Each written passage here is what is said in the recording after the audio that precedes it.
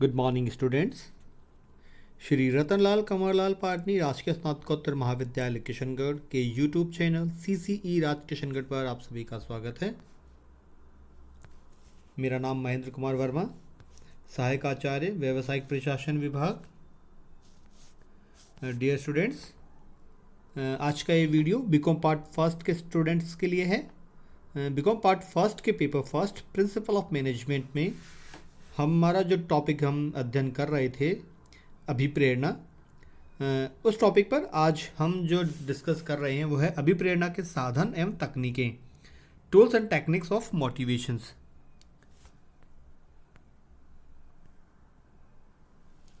तो अभिप्रेरणा के साधन एवं तकनीकें, या हम कहें अभिप्रेरणा की वित्तीय तथा गैर वित्तीय तकनीकें।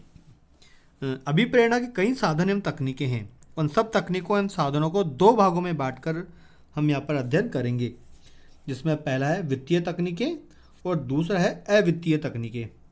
तो सबसे पहले जो है वित्तीय तकनीकें। वित्तीय अभिप्रेरणा के संबंध में हम यहाँ बहुत कुछ बात पहले भी कर चुके हैं। वित्त मनुष्य की अनेकों आवश्यकताओं की संतुष्टि कर सकता है। इससे वह अपनी सामाजिक स्थिति को सुदृढ़ बना सकता है, विलासितापूर्ण जीवन यापन कर सकता है। अतः वित्तीय तकनीकें अभिप्रेरणा के लिए बहुत अधिक आवश्यक हैं। उच्च वेतन, बोनस, लाभ में हिस्सा, सीमांत लाभ आदि वित्तीय तकनीकों से कर्मचारी को अभिप्रेरित किया जा सकता है।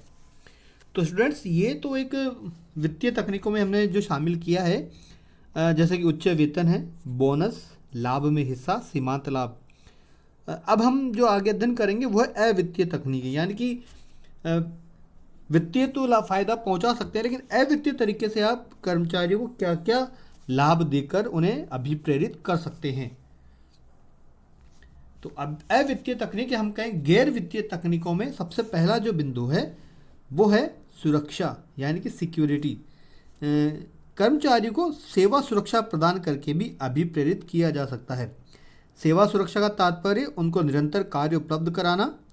प्रसिद्ध विद्वान हेनरी मूरे ने 3 प्रकार की सुरक्षाओं का वर्णन किया है, जिसमें रोजगार सुरक्षा, आर्थिक सुरक्षा एवं मनोवैज्ञानिक सुरक्षा है।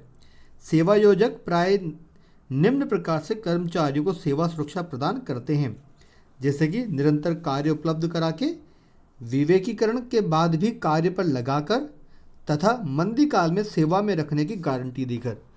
परंतु सुरक्षा जहाँ अभिप्रेरणा देती है वहाँ यह आदमी को लापरवाह भी बना सकती है। इसलिए सुरक्षा देते समय इस बात को भी ध्यान में रखना चाहिए कि कर्मचारी अपनी कुशलतापूर्वक लंबे समय तक कार्य करता रहे, वह अपने कार्य के प्रति लापरवाह ना हो।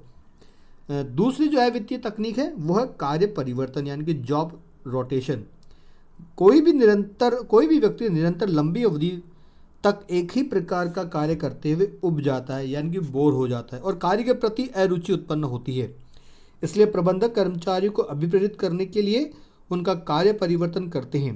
कार्य परिवर्तन विधि में कर्मचारियों को एक उचित अवधि, दिनों या महीनों के बाद व्यवस्थित तरीके से एक के बाद दूसरे कार्य पर लगाते हैं। इससे प्रत्येक कर्मचारी को विभिन्न कार्य करने का अवसर मिलता है और उसके अपने कार्य के प्रति रुचि बनी रहती है। जैसे कि हम बात करें कि एक कार निर्माता कंपनी में एक कर्मचारी को 1-2 महीनों तक कारों के आगे की बम्पर फिट करने के कार्य में लगाया जाता है। उसके बाद उसे उस कार्य से हटाकर कारों की हेडलाइट लगाने के कार्य में पर भी बाद में कारों में आगे लगाया जाता है।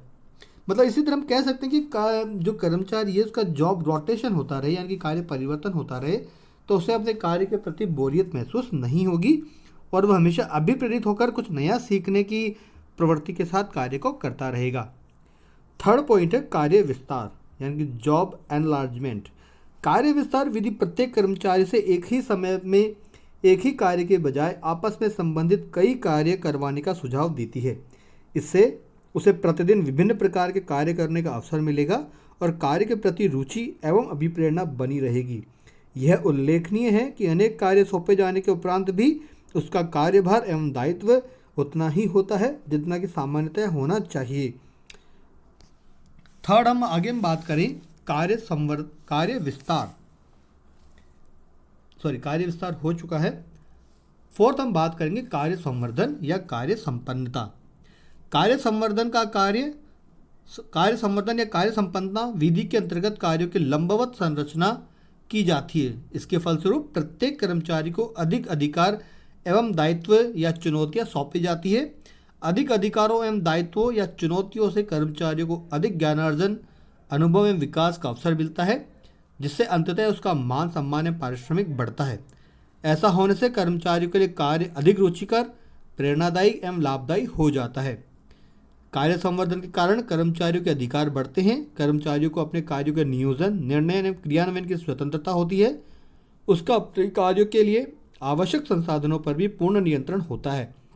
इस प्रकार वह अपने कार्यों के नियोजन एवं निष्पादन से पूर्णतः स्वतंत्र होता है।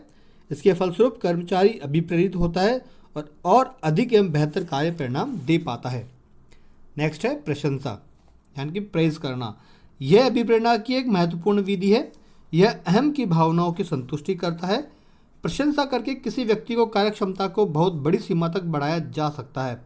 अतः जब भी कोई कर्मचारी अच्छा कार्य करता है तो उसकी प्रशंसा अवश्य की जानी चाहिए। इसी प्रकार जब भी कोई व्यक्ति बुद्धिमत्ता एवं साहसपूर्ण कार्य करे तो उसकी प्रशंसा की जानी चाहिए। प्राय कर्मचारी को धन्यवाद, शाबाश कहकर, पीठ थपथपाकर, वेतन वृद्धि करके, पदोन्नति करके, अतिरिक्त लाभ प्रदान करके, प्रशंसा पत्र देकर प्रशंसा को व्यक्त किया जाता है।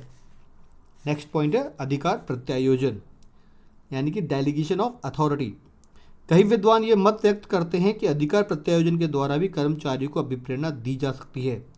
प्रसिद्ध विद्वान फिलिप्पो के अनुसार किसी कार्य को करने के लिए अधिकारों एवं उत्तरदायित्व का प्रत्यायोजन प्राय महत्वपूर्ण अभिप्रेरणा सिद्ध होता है। इससे कर्मचारियों को अपने कार्य के वातावरण पर नियंत्रण स्थापित हो पाता है। नेक्स्ट है प्रतियोगिताएं, यानी कॉम्पिटिशन्स। प्रत्येक व्यक्ति एक दूसरे से प्रतिस्पर्धा करना चाहता है। प्रबंधक अपनी अधीनस्थों में स्वस्थ प्रतियोगिताओं का आयोजन कर सकते हैं। प्रतिस्पर्धा में विजयी होने वाले को सम्मान दिया जा सकता है, जो उसकी अहम भावना को संतुष्ट करता है। कई बार इस प्रकार की प्रतिस्पर्धा आयोजित की जाती है। ये कर्मचारी को अभिप्रेरित करने का बहुत अधिक या बहुत प्रयुक्त किया जाने वाला तरीका हो सकता है।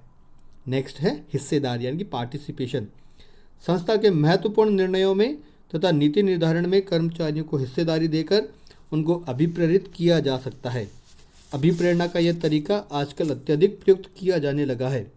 हिस्सेदारी देने से कर्मचारी अधिक उत्तरदायी तथा सृजनशील बनते हैं तथा संस्था के प्रति अपनेपन की भावना का विकास होता है। नेक्स्ट है कार्य संतुष्टि, यानी कि जॉब सेटिस्फिकेशन। कर्मचारियों में कार्य से संतुष्टि उत्पन्न करना प्रबंधकों का महत्वपूर्ण कार्य है। यह अनुमान लगाया जाता है कि मनुष्य अपनी कार्यशील घंटों का 1/3 भाग कार्य पर ही गुजारता है। अतः यह आवश्यक हो जाता है कि कार्य अधिक आकर्षक और रुचिकर बनाया जाए, जिससे कर्मचारियों को कार्य करने में संतुष्टि मिले। नेक्स्ट है निष्पादन भावना। प्रबंधकों को चाहिए कि वे कर्मचारियों में कार्य को पूरा करने की भावना का विकास करें। इस हेतु प्रबंधकों को चाहिए कि वे कर्मचारियों को अधिक कार्य स्वतंत्रता प्रदान करें, उनको सूचनाएं उपलब्ध करें, उनके लक्ष्य निर्धारित करने के लिए अवसर प्रदान करें तथा कार्य के महत्व को उनके सम्मुख स्पष्ट करें। कर्मचारियों को कार्य के निष्पादन की भावना के विकास का अवसर प्रदान करना चाहिए। नेक्स्ट पॉइंट है उत्तरदायित्व, यानी कि रेस्पॉन्सिबिलिटी। कुछ विद्वानों का यह मत है कि लोगों को अधिक उत्तरदायित्वपूर्ण कार्य सौंपकर भी अभिप्रेरित किया जा सकता है। अधिक उत्तरदायित्व संस्था में कर्मचारी को स्थिति को सुदृढ़ बनाते हैं, जिससे कर्मचारी को अभिप्रेरणा मिलती है। और लास्ट पॉइंट है सहयोग, यानी कोऑपरेशन। संगठन में कई व्यक्ति होते हैं, उन व्यक्तियों में आपसी सहयोग हो तो वे सब व्यक्ति स्वतः ही अधिकाधिक कार्य करने को प्रेरित होते हैं। इस प्रकार प्रबंधक का अपने कर्मचारी के प्रति सहयोगपूर्ण व्यवहार होता है तो कर्मचारी को निश्चित ही अधिक कार्य करने की प्रेरणा मिलती है। यदि प्रबंधक का सहयोग नहीं है तो अधीनस्थ भी कार्य नहीं करेगा। तो आज का ये वीडियो इतना ही।